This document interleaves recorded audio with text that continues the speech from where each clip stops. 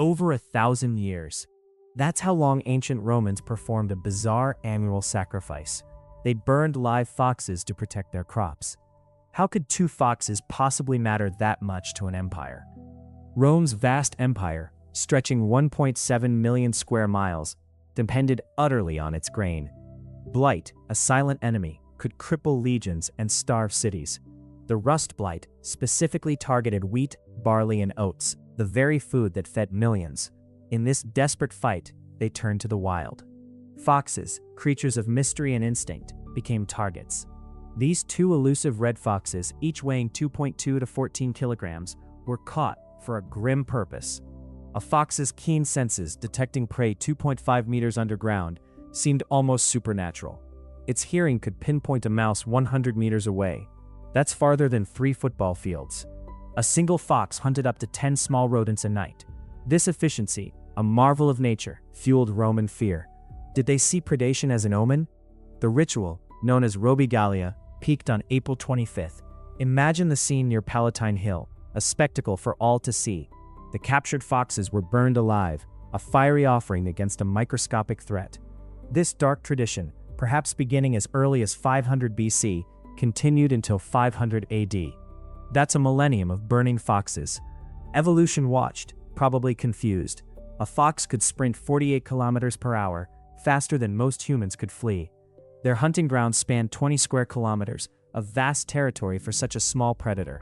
Their nocturnal habits added to the mystique. They moved unseen, like ghosts. These desperate measures, born from agricultural anxiety, reveal a profound disconnect. They feared what they didn't understand.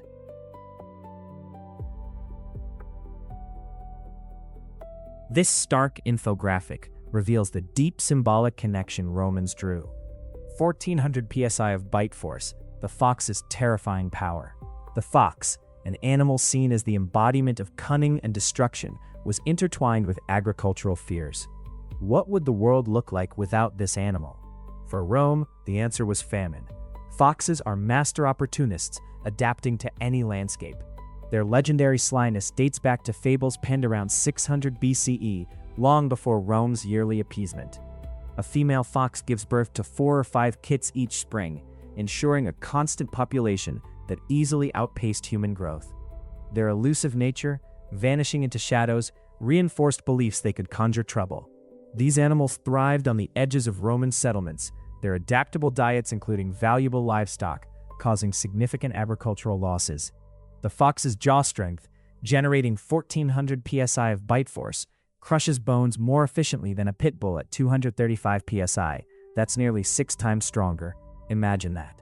Romans associated the fox's reddish fur with destructive fire, an omen of scorching plagues that would consume their precious grain fields. Archaeological digs across Italy have unearthed ancient fox remains near storage granaries, evidence of their persistent foraging deep inside human spaces. Their intelligence meant avoiding traps. Researchers once observed a fox disarm a snare using a twig, a feat requiring serious problem-solving skills. A fox's vision has over 200 degrees peripheral coverage, significantly wider than the human 180 degrees, a natural advantage for spotting predators or unsuspecting dinner. Robigus, the Roman god of rust and crop diseases, personified this invisible threat. The fox became his earthly, fiery counterpart.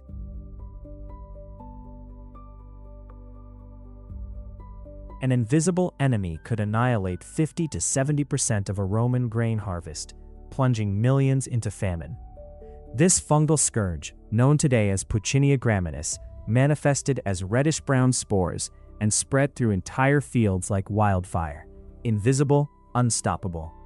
A single infected plant could release billions of spores, each a tiny missile infecting new plants over several miles. Exponential destruction, right? The blight cycle repeated every 10 days, meaning over 30 generations of disease in a single season. Your seasonal flu typically has just one generation. Roman manuals like Varro's de Re Rustica from 37 BCE detailed crop rotation for early prevention, but total crop failure still threatened. Imagine your groceries produce section, half empty.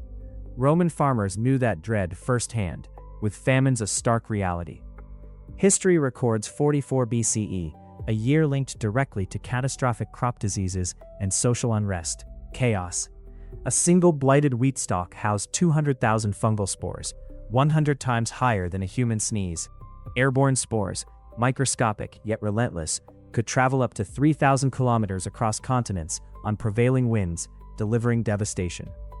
These microscopic rust spores possessed astonishing resilience, remaining viable for up to 2 years, dormant, waiting.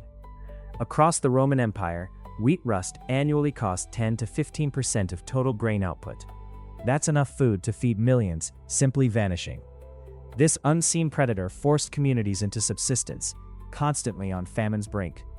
Scientists now understand Puccinia graminis has over 200 known genetic variants, each adapting and overcoming plant resistances. It's an evolutionary arms race with no finish line. Its spores travel faster than any modern cargo ship, crossing the Mediterranean in just 5 days, spreading disease unchecked.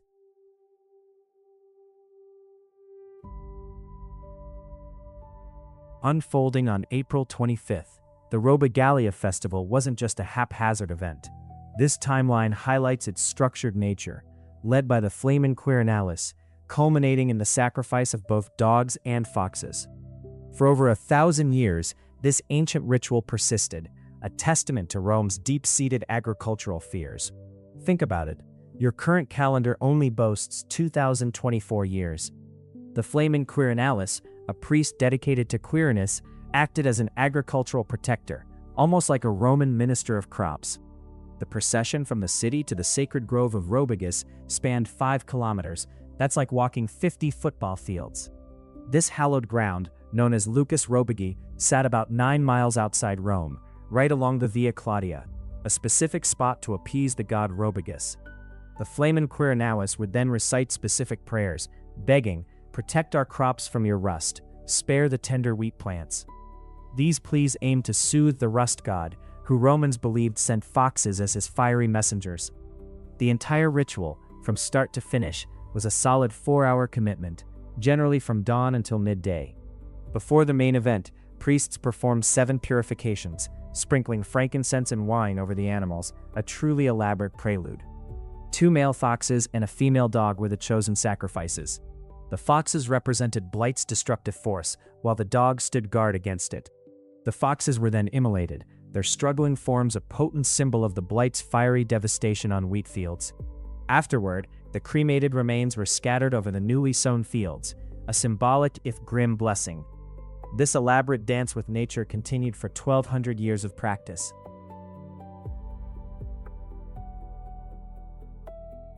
From the very founding of Rome, around 753 BCE, through empires and centuries, the Robigalia was celebrated, an incredible testament to its cultural significance, until its final observance in 391 CE. For over 11 centuries, this ritual endured, a deep-seated act of appeasement against an unseen enemy. What kept this yearly sacrifice alive for so long? A single blight outbreak could wipe out 90% of a family's annual grain, dooming them to starvation. These invisible blight spores, mere visible messengers of destruction, could infect 1 in 5 wheat plants within 48 hours. This ingrained fear of famine meant the ritual's end wasn't immediate. It took over 2 centuries for beliefs to truly fade. Emperor Theodosius I formally banned pagan cults in 391 CE, but whispered tales suggest rural communities carried on these rites for at least another 50 years in secret. Imagine trying to ban prayers for your dinner against an enemy that history proved could decimate populations. In some Roman territories, agricultural output dropped by up to 25% after bad blight years, prompting riots and mass migrations of over 50,000 souls. The fox, once a scapegoat, returned to its true calling, causing a mere 3% of poultry losses, a pittance compared to blight's devastation. The culprit, Puccinia triticina, wasn't identified until nearly 1,500 years after the Robigalia's final plea. Today, we still battle rust blights, but thankfully, with fungicides and resistant crop varieties developed over centuries, not by burning woodland creatures. Even now, rust blights cost global agriculture an estimated $20 billion annually. The Robigalia, a chilling artifact of our ancient struggle, our desperate attempt to control the unpredictable, the unseen, with whatever tools we had.